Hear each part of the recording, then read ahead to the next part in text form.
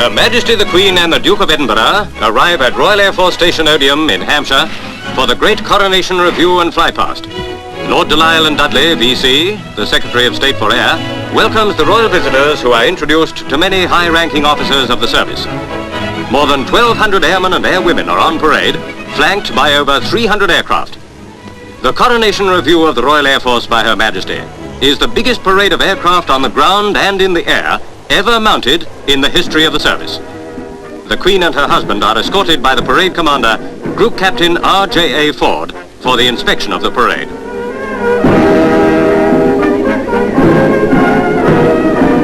The Duke of Edinburgh wears the uniform of Marshal of the Royal Air Force for the occasion. Upon his tunic he wears the wings recently awarded to him.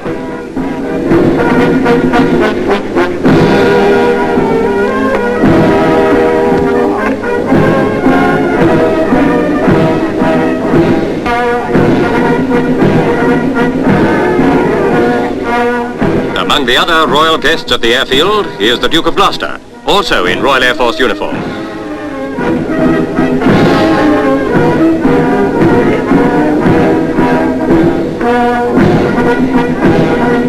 The inspection over, Her Majesty and Prince Philip return to the dais.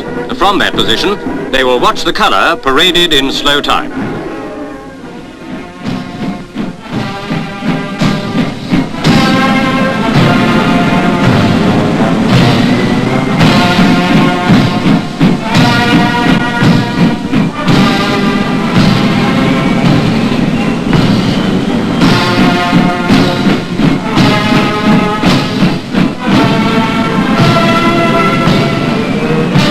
The parade in slow time ends.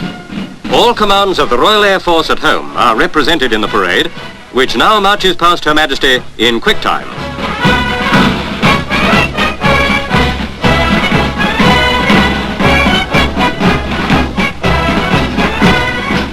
Following the parade, Her Majesty and the Duke take luncheon in the officers' mess before they review the static parade of aircraft. On display are many of the planes which have swept Britain to the forefront of aviation and which have helped the Royal Air Force to maintain its position as the foremost air arm of any country in the world. Some of the latest jets have only recently come off the secret list. The Royal Air Force, its auxiliary and reserve forces and Commonwealth Air Forces have all contributed to this magnificent spectacle which Her Majesty is now to inspect more closely.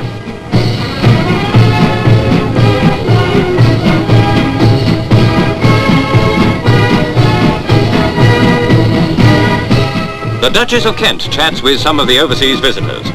Close by is her daughter, Princess Alexandra. The Duchess of Gloucester is another royal guest. Marshal of the Royal Air Force, Lord Douglas of Kirtleside, is among the distinguished personalities. Here is Marshal of the Royal Air Force, Lord Taylor. Meanwhile, the royal car is slowly making its way between the ranks of aircraft.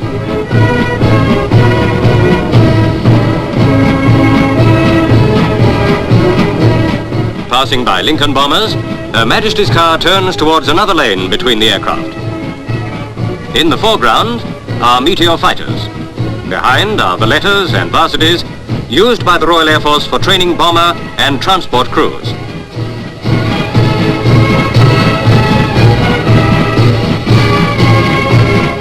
Wing Commander Lindsay, who recently returned from fighting in Korea, is among the members of the Royal Canadian Air Force to be presented. Flight Lieutenant Kelly, also of the Royal Canadian Air Force, is another to be presented. Air Commodore Stevenson, commanding the static display, escorts Her Majesty.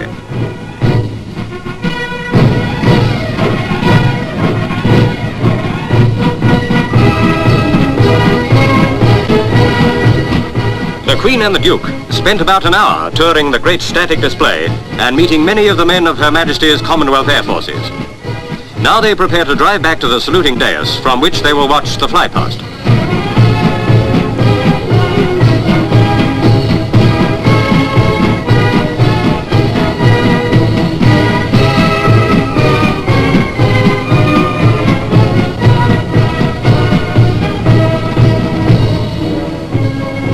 "42,000 people have gathered at Odium for the review, many of them foreign diplomats and attaches.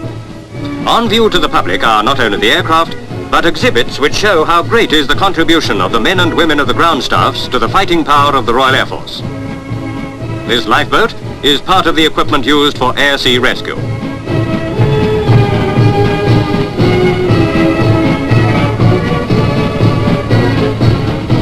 Rescue launches such as this are familiar sights at Coastal Command sea bases.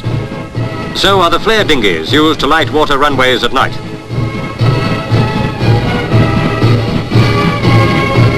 Yes, men of the Royal Air Force have to be jacks of all trades and masters of them all.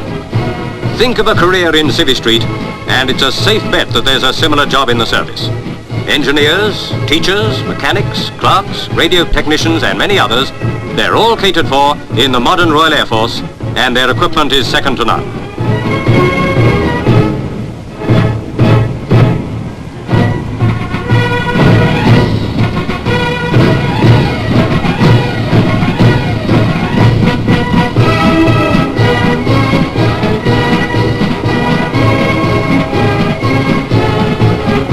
The flypast has already got underway.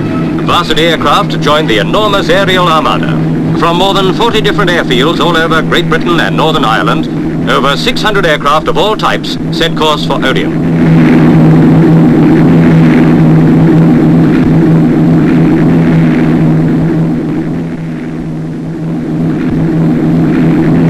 The royal party glances up as the flypast begins.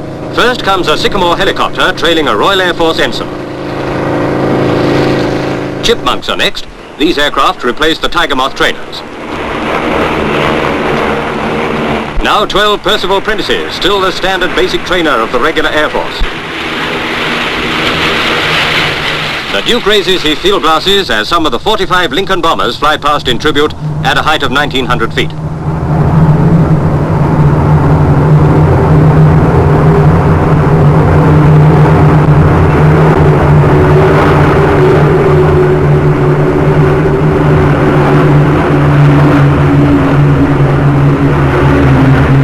Next come 9 Shackletons of Coastal Command. Now for the jets. First come Vampire fighters.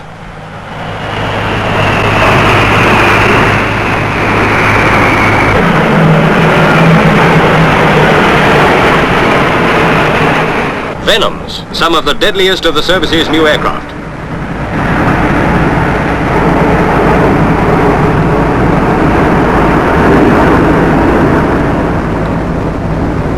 Now the Sabres, many of them flown by Canadian pilots.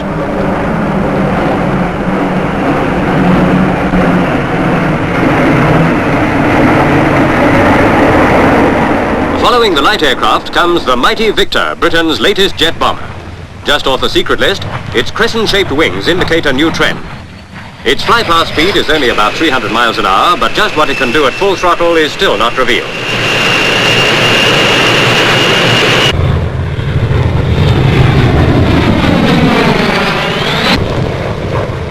Now the Vulcan, the world's first 4-jet delta-wing bomber cruising at 1,200 feet.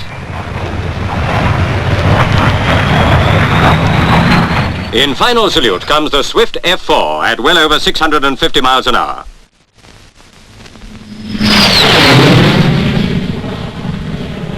So ends a great day in the annals of the Royal Air Force. Her Majesty and the Duke of Edinburgh bid farewell to Lord Delisle and Dudley before they leave the airfield. The men who fly and the men who keep them flying have paid a fitting tribute to Her Majesty Queen Elizabeth in this, her coronation year.